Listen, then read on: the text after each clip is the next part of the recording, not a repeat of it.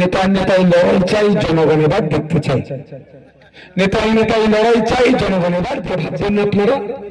তৃণমূলে যে চারানোর নেতারা হিংসায় জড়িয়ে পড়ছেন তাদের উদ্দেশ্যে বলছি, আপনাদের যতক্ষণ মনে করছেন কাঁধে হাত আছে দাদাদের, পুলিশ আপনাদেরকে সম্মান জানাচ্ছে।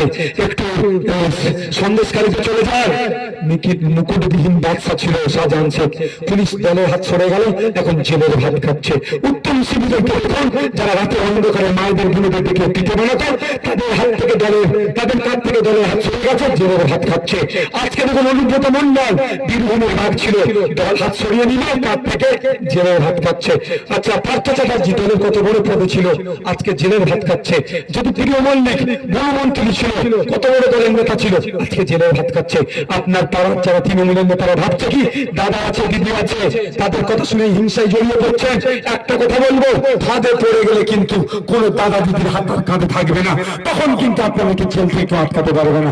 তাই অনুরোধ আমার, বুথে যে তৃণমূল করছেন, বিজেপি করছেন, সিপিএম করছেন, কংগ্রেস করছেন, আইএসএফ করছেন, একটু দেখুন না বড় নেতাদেরকে।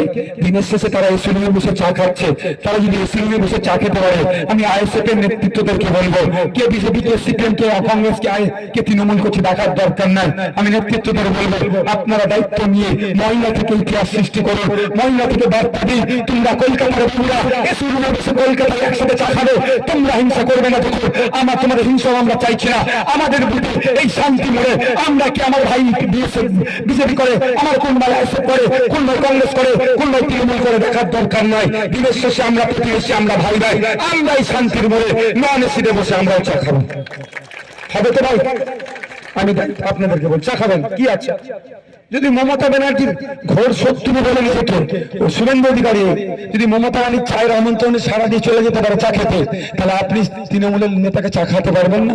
আমি দলের চেয়ারম্যান আপনাদের বলছি, আপনারা চা খাবেন, কোনো হিংসায় জড়াবেন না। কেন হিংসা?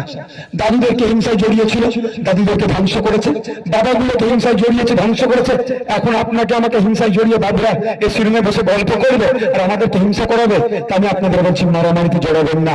মাইকের আওয়াজ যাচ্ছে, মিডিয়ার মাধ্যমে তৃণমূলের বন্ধুরা যদি বলে, তৃণমূলের বন্ধুদেরও বলবো, দাদা দিদিদের কথা শুনে আর হিংসায় জড়াবেন না।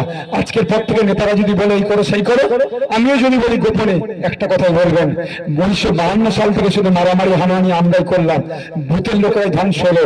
এবার আপনারা উল্টো স্লোগান দেবেন, কি বলবেন? নেতার নেতাই লড়াই চাই, জনগণ এবার দেখতে চাই।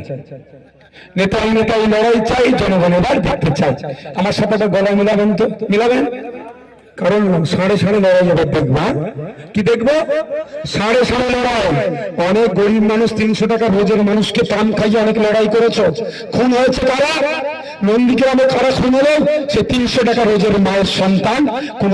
কোন মা তার স্বামীকে হারিয়েছে, কোন সন্তান তার পিতাকে হারিয়েছে। আর বাবুরা 364 দিন কোনো খোঁজ রাখে না, একদিন ওই মালা পরানোর জন্য রেসারেসি করে। লজ্জা করে না? আর